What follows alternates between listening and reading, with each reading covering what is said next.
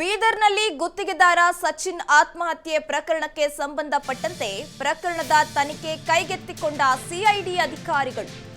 Railway ಪೊಲೀಸರಿಂದ case ಸಿಐಡಿಗೆ ಹಸ್ತಾಂತರ ಹಿನ್ನೆಲೆ 6 ಸಿಐಡಿ ಅಧಿಕಾರಿಗಳ ತಂಡದಿಂದ ಪ್ರಕರಣದ ಬಗ್ಗೆ ತನಿಖೆಯಾಗ್ತಾ ಇದೆ. ಸಿಐಡಿ ಡಿವೈಎಸ್ಪಿ ಸುಲೈಮಾನ್ ತಹಶೀಲ್ದಾರ್ ನೇತೃತ್ವದ ತಂಡ ಇಂದು ಸಚಿನ್ ಪಾಂಚಾಳ ಆತ್ಮಹತ್ಯೆ ಸ್ಥಳ ಮಹಜರು ನಡೆಸುವ ಸಾಧ್ಯತೆ ಇದೆ. ಮೃತ ಸಚಿನ್ ಕುಟುಂಬಸ್ಥರ ವಿಚಾರಣೆ ಕೂಡ ನಡೆಸುವ ಸಾಧ್ಯತೆ ಇದೆ ಅಂತ ಹೇಳಲಾಗ್ತಾ ಇದೆ. ಮೃತ ಸಚಿನ್ ಸಹೋದರಿಯಿಂದ ಮಾಹಿತಿಯನ್ನ ಸಂಗ್ರಹಿಸಲಿದ್ದಾರೆ. ಮಾಹಿತಿ ಕಲೆ ಹಾಕಿ ತನಿಖೆ ಕೈಗೊಳ್ಳಲಿರುವ ಅಧಿಕಾರಿಗಳು. ಬೀದರ್ನಲ್ಲಿ ಗುತ್ತಿಗೆದಾರ ಸಚಿನ್ ಆತ್ಮಹತ್ಯೆ ಪ್ರಕರಣ ದಿನಕ್ಕೊಂದು ತಿರುವು ಪಡೆದುಕೊಳ್ತಾ ಇತ್ತು. ಪ್ರಕರಣದ ತನಿಖೆಯನ್ನ ಸಿಐಡಿ ಅಧಿಕಾರಿಗಳು ಇದೀಗ ಕೈಗೆತ್ತಿಕೊಂಡಿದ್ದಾರೆ. ರೈಲ್ವೆ ಪೊಲೀಸರಿಂದ ಕೇಸ್ ಸಿಐಡಿಗೆ ಹಸ್ತಾಂತರವಾದ ಹಿನ್ನೆಲೆ 6 ಸಿಐಡಿ ಅಧಿಕಾರಿಗಳ ತಂಡದಿಂದ ಪ್ರಕರಣದ ತನಿಖೆ ನಡೆಸಲಾಗುತ್ತೆ.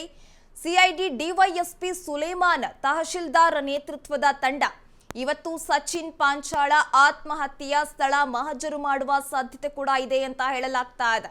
ಮೃತ ಸಚಿನ್ ಕುಟುಂಬಸ್ಥರ ವಿಚಾರಣೆ ಕೂಡ ನಡೆಯುವ ಸಾಧ್ಯತೆ ಇದೆ. ಮೃತ ಸಚಿನ್ ಸಹೋದರಿ ಸುರೇಖರಿಂದ ಮಾಹಿತಿಯನ್ನ ಕೂಡ ಸಂಗ್ರಹಿಸಲಾಗ್ತಾ ಇದೆ. ಮಾಹಿತಿ ಕಲೆ ಹಾಕಿ ತನಿಖೆಯನ್ನ ಕೈಗೊಳ್ಳಲಿರುವ ಅಧಿಕಾರಿಗಳು. ಬೀದರ್ನಲ್ಲಿ ಗುತ್ತಿಗೆದಾರ ಸಚಿನ್ ಆತ್ಮಹತ್ಯೆ ಪ್ರಕರಣಕ್ಕೆ ಸಂಬಂಧಪಟ್ಟಂತೆ ಈಗ ವಿರೋಧ ಪಕ್ಷದವರು ಕೂಡ ಕೆಂಡ ಕಾರ್ತಾ ಇದ್ದಾರೆ. ಪ್ರಿಯಾಂಕ್ ಖರ್ಗೆ ಅವರು ನೈತಿಕ ಹೊಣೆಯತ್ತು ರಾಜೀನಾಮೆ ಕೊಡಬೇಕು ಅಂತ ಆಗ್ರಹಿಸ್ತಾ ಇದ್ದಾರೆ. ಈಗ ಸಿಐಡಿಗೆ ಈ ತನಿಖೆ ಹಸ್ತಾಂತರಿಸಲಾಗಿದೆ.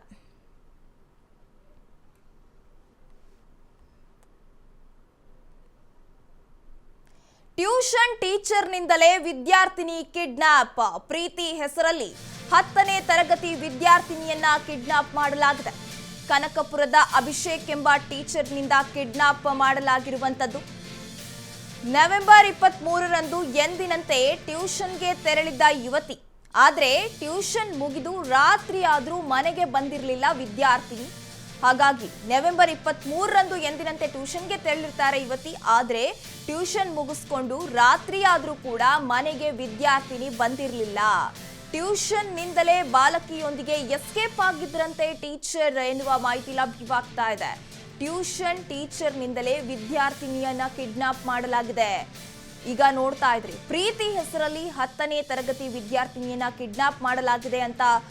ನಿಜಕ್ಕೂ ಕೂಡ ಯಾವ ರೀತಿ ಈಗ ಬೇಲಿಯೇ ಎದ್ದು ಹೊಲ ಮೇಯ್ದಂತೆ ಅಂತ ರಕ್ಷಣೆ ಮಾಡಬೇಕಾದವರೇ ಈ ರೀತಿ ಮಾಡಿದ್ರೆ ನಿಜಕ್ಕೂ ವಿದ್ಯಾರ್ಥಿಗಳನ್ನ ಇನ್ಯಾರು ರಕ್ಷಣೆ ಮಾಡ್ತಾರೆ?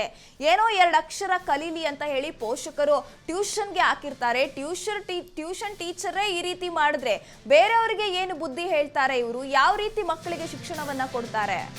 ಮನೆಯ ರೂಮ್ನಲ್ಲೇ ಬಾಲಕಿ ಮೊಬೈಲ್ ಬಿಟ್ಟು ಎಸ್ಕೇಪ್. ಕಳೆದ 40 ದಿನಗಳಿಂದ ಅಪ್ರಾಪ್ತೆ ಜೊತೆ ಆರೋಪಿ ಕೂಡ ನಾಪತ್ತೆಯಾಗಿರ್ತಾನೆ. ಬಾಲಕಿ ತಂದೆಯಿಂದ ಜೆಪಿ ನಗರ ಠಾಣೆಯಲ್ಲಿ ಪ್ರಕರಣ ದಾಖಲಾಗಿದೆ. ಬೆಂಗಳೂರು, ರಾಮನಗರ, ಕನಕಪುರ ಸೇರಿ ಹಲವೆಡೆ ಶೋಧ ಕಾರ್ಯವನ್ನ ಮಾಡಲಾಗಿತ್ತು. ಆರೋಪಿ ಸುಳಿವು ಕೊಟ್ಟವರಿಗೆ ಬಹುಮಾನದ ಆಫರ್ ಕೂಡ ಕೊಡಲಾಗಿತ್ತು. ಮನೆಯ ರೂಮ್ನಲ್ಲೇ ಬಾಲಕಿ ಮೊಬೈಲ್ ಬಿಟ್ಟು ಎಸ್ಕೇಪ್ ಆಗಿದ್ರು. ಕಳೆದ ದಿನಗಳಿಂದ ಅಪ್ರಾಪ್ತೆ ಜೊತೆ ಆರೋಪಿ ನಾಪತ್ತೆ. ಬಾಲಕಿ ತಂದೆಯಿಂದ ಜೆಪಿ ನಗರ ಠಾಣೆಯಲ್ಲಿ ಪ್ರಕರಣ ದಾಖಲಾಗಿದೆ. ಇದರ ಕುರಿತು ಹೆಚ್ಚಿನ ಅಪ್ಡೇಟ್ಸ್ ಕೊಡಲು ನಮ್ಮ ಪ್ರತಿನಿಧಿ ಶರತ್ ದೂರವಾಣಿ ಸಂಪರ್ಕದಲ್ಲಿದ್ದಾರೆ.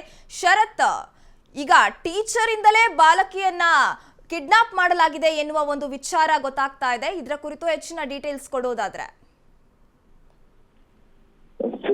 ಏನೋ ಎಲ್ಲರೂ ಕೂಡ ಮಕ್ಕಳು ವಿದ್ಯಾಭ್ಯಾಸದ ಸಹಾಯ ಆಗ್ಲಿ ಅನ್ನೋ ಕಾರಣಕ್ಕೋಸ್ಕರ ಟ್ಯೂಷನ್ಗೆ ಕಳಿಸುವಂತಹ ಕೆಲಸವನ್ನ ಮಾಡ್ತಾರೆ. ಆದ್ರೆ ಈ ಜೆಪಿ ನಗರ ಪೊಲೀಸ್ ಠಾಣೆಯಲ್ಲಿ ದಾಖಲಾಗಿರುವಂತಹ ಒಂದು ಪ್ರಕರಣವನ್ನ ನೋಡ್ತಾ ಹೋಗೋದಾದ್ರೆ, ಟ್ಯೂಷನ್ಗೆ ಕಳಿಸಿದಂತಹ ಮಗುವನ್ನೇ ಕಿಡ್ನಾಪ್ ಮಾಡಿರುವಂತಹ ಟೀಚರೇ ಕಿಡ್ನಾಪ್ ಮಾಡಿರುವಂತಹ ಒಂದು ಘಟನೆ ನಡೆದಿದೆ. ಅದಕ್ಕೆ ಸಂಬಂಧಪಟ್ಟಂತಹ ಒಂದು FIR ಕೂಡ ಜೆಪಿ ನಗರ ಪೊಲೀಸ್ ಠಾಣೆಯಲ್ಲಿ ದಾಖಲಾಗಿರುವಂತದ್ದು. ಕಳೆದ 40 ದಿನದಿಂದ ಕೂಡ ಹುಡುಕಾಟವನ್ನು ನಡೆಸಿದ್ರು ಕೂಡ ಯಾವುದೇ ಕಾರಣಕ್ಕೂ ಕೂಡ ಪತ್ತೆ ಆಗಿರೋದಿಲ್ಲ. ಇದರಿಂದ ಪೊಲೀಸರು ಕೂಡ ಒಂದು ಪ್ರಕಟಣೆಯನ್ನು ಕೂಡ ಹೊರಡಿಸಿರುವಂತದ್ದು. ಸುಮಾರು ಅದು ಕೂಡ ಅಪ್ರಾಪ್ತ ಹುಡುಗಿಯಾಗಿರುವಂತಹ ಕಾರಣ 15 ವರ್ಷದ ಹುಡುಗಿಯನ್ನ ಕಿಡ್ನಾಪ್ ಮಾಡಿದ್ದಾನೆ ಎನ್ನುವಂತ ಒಂದು ವಿಚಾರಕ್ಕೆ ಸಂಬಂಧಪಟ್ಟಂತೆ ಅಭಿಷೇಕ್ ಎನ್ನುವಂತ ಒಬ್ಬ ಟ್ಯೂಷನ್ ಟೀಚರ್ನ ಮೇಲೆ ಕಿಡ್ನಾಪ್ ಪ್ರಕರಣ ಕೂಡ ದಾಖಲಾಗಿರುವಂತದ್ದು.